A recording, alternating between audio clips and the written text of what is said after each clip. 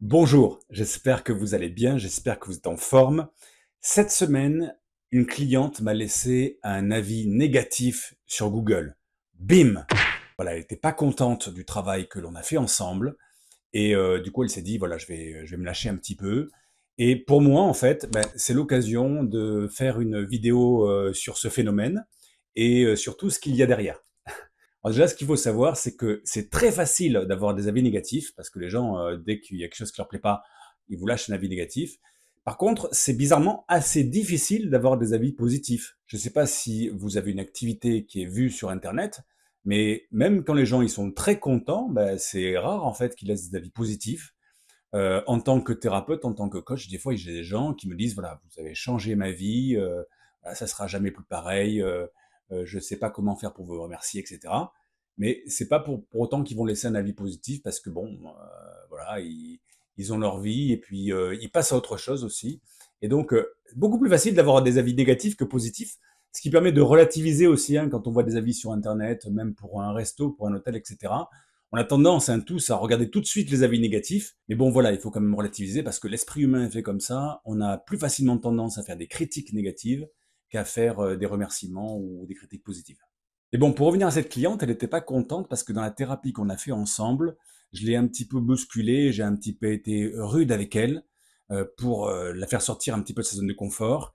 Et je lui ai dit des choses qu'elle n'avait pas envie d'entendre. Donc du coup, elle est partie, elle n'est pas revenue et elle n'a pas apprécié, elle a laissé un avis négatif. Et ce truc-là, ça me fait évoquer avec vous les différents types de thérapeutes qu'il y a sur le marché. Alors déjà, sur le marché, selon moi, dans mon domaine, hein, la thérapie, le coaching, il y a trois types d'experts.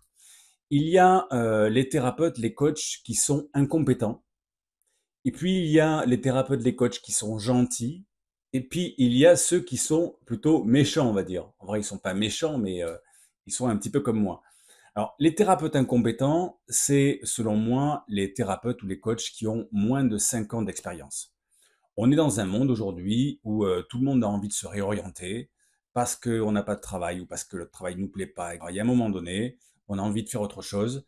Et c'est vrai que la thérapie, le coaching, ça a la cote, quoi. Moi, au cabinet, combien de fois j'ai des clients qui sont venus, que j'ai aidés, et à la fin de la séance ou des séances, ils m'ont dit, waouh, c'est super ce que je vous fais. Et ils m'ont dit, voilà, je vais faire pareil. Est-ce que vous pouvez me donner les coordonnées de votre école de formation, etc.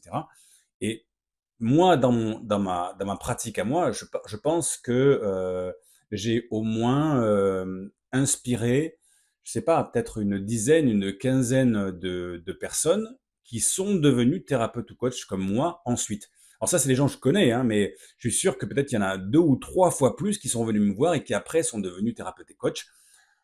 Il y a plein de thérapeutes et coachs aujourd'hui.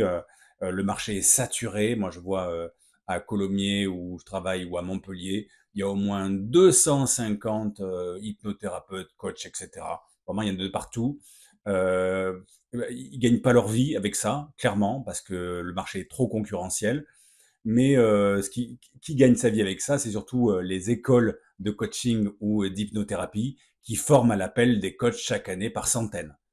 Donc voilà, la limite de ça, c'est que du coup, sur le marché, il y a beaucoup de thérapeutes qui sont incompétents dans le sens où ils n'ont pas assez d'expérience parce que faire quelques semaines de formation dans une école, c'est pas suffisant, loin de là, hein. Eux, ils croient, ils ont un diplôme et ils pensent qu'ils sont thérapeutes et qu'ils peuvent aider des gens. Mais non, il faut avoir aussi beaucoup d'expérience, beaucoup de vécu, beaucoup de lecture, beaucoup de pratique, puis beaucoup de sensibilité aussi, d'empathie, enfin de qualités humaines comme ça qui sont importantes pour ce métier-là. Et tout ça, ça prend du temps. Il faut beaucoup travailler sur soi, bien sûr. Tout ça, ça prend du temps, ça prend de l'énergie, et on ne devient pas thérapeute compétent en 2 secondes. Donc, déjà, sur le marché, il y a des thérapeutes incompétents. Après, il y a ce que j'appelle les thérapeutes gentils. Les thérapeutes gentils, c'est ceux qui veulent être gentils avec leurs clients, peut-être parce qu'ils ont un problème d'estime d'eux-mêmes, qu'ils veulent se faire aimer. Ils n'ont pas assez travaillé sur eux, donc ils veulent absolument que les clients les aiment et les remercient, tout ça. Donc ils sont gentils avec leurs clients, mais c'est pas de la gentillesse naturelle, spontanée. C'est une gentillesse un peu qui est un peu calculée quelque part, parce que comme ils ont peut-être une faille dans leur estime d'eux-mêmes, ou comme ils ont peut-être un complexe au niveau de leurs compétences, ben, ils se disent, en étant gentil avec les clients, eh bien, je vais les garder. Ils vont parler de moi, etc. Alors, gentil avec les clients, c'est quoi? C'est pas prendre de risques dans la thérapie. C'est dire aux clients qui viennent avec un problème, leur dire ce qu'ils ont envie d'entendre. C'est au lieu de faire des séances impactantes d'1 heure, ça va être des séances qui vont durer 2 heures, 3 heures, à un prix dérisoire. Et c'est aussi, voilà, justement, le prix, c'est aussi d'avoir un tarif très très bas, peut-être parce qu'on estime qu'on vaut pas plus. Et donc, ces gens-là, ces thérapeutes-là, ces coachs-là, ah ben, c'est vrai qu'ils sont agréables. C'est vrai qu'ils vous disent ce que vous avez envie d'entendre. C'est vrai qu'ils sont pas chers. C'est vrai qu'ils vous gardent longtemps. En hypnose, je le vois, hein, souvent, c'est aussi des techniques d'hypnose où c'est plus de la calinothérapie qu'autre chose. Hein, au lieu de prendre des risques en hypnose et de faire des hypnoses profondes, impactantes, ça va être voilà, des gens qui vous parlent comme ça pendant des heures pour vous endormir. Et puis voilà, mais il se passe rien. Et tous ces thérapeutes en fait qui prennent pas de risques, même en coaching, hein, qui posent pas des questions impactantes, qui vont pas droit au but, qui cherchent pas le vrai problème qu'ont les gens, c'est des thérapeutes gentils, ils sont agréables, ils vous gardent longtemps, ils vous traitent bien, ils sont pas chers. Mais le problème, c'est que vous n'avancez pas. Vous gardez votre problème. Et alors, vous allez faire peut-être 1 séance, 2 séances, 5 séances, 10 séances. Peut-être que ces thérapeutes, ils vont vous garder 6 mois, 1 an, mais vous n'avancez pas sur votre problème. Et puis, il y a une troisième catégorie de thérapeutes dont je vous parlais, c'est ce que j'appelle les thérapeutes méchants. Je me mets dans le lot, hein, et puis j'exagère en disant méchants. Ce sont des thérapeutes qui sont un peu plus confirmés. Des thérapeutes qui parfois vont être doux, être gentils, vous caresser dans le sens du poil parce que c'est ce qu'il vous faut pour avancer. Et parfois, ce sont des thérapeutes qui vont pas hésiter à aller droit au but, à chercher le vrai problème, des fois à vous pousser un peu, des fois à vous choquer, mais toujours avec empathie, toujours avec bienveillance, dans le seul but de vous faire vraiment avancer. Parce que le client, quand il va voir un thérapeute, quand il va voir un coach, il a un vrai problème, il a une vraie douleur, et il a envie d'être soulagé, il a envie d'avancer. Il n'a pas envie d'avoir un coach qui devient son meilleur ami. Il n'a pas envie d'avoir un thérapeute avec qui il fait des câlins. Non, il a envie de trouver des solutions, il a envie d'avancer, il a envie de faire passer sa vie à un autre niveau. Et des fois, effectivement, quand on a un thérapeute confirmé, quand on a un thérapeute qui n'a pas peur que le client ne nous aime pas, qui n'a pas peur par rapport à son estime de soi ou qu'en dira-t-on, eh ben, c'est le genre de thérapeute qui sait s'adapter à son client, et qui sait des fois aller dans le sens qui va bien au client, mais qui sait des fois aussi bousculer son client, quitte à lui déplaire, mais pour le faire avancer. Parce qu'il sait que peut-être 1 mois après, peut-être 6 mois après, le client il va se dire finalement j'ai avancé, finalement ma vie est passée à un autre stade. Et c'est ça qu'on recherche en tant que client. On recherche un thérapeute, un coach qui nous permet vraiment d'avancer. Et c'est pour ça que des fois, ben, on est gentil avec les clients, c'est pour ça que des fois, on les bouscule un petit peu plus et qu'ils aiment pas trop. Mais c'est toujours avec bienveillance. C'est parce que thérapeute, coach, c'est un vrai métier. Ça s'apprend. Et que en fonction des gens, il faut sortir tel ou tel outil. En fonction des gens, il faut être dans telle ou telle énergie. Des fois, une énergie lente. Des fois, une énergie vive. Des fois, une énergie autre. Et il faut s'adapter en permanence pour permettre à notre client d'évoluer le plus rapidement possible. C'est le minimum de respect qu'on peut lui donner à ce client.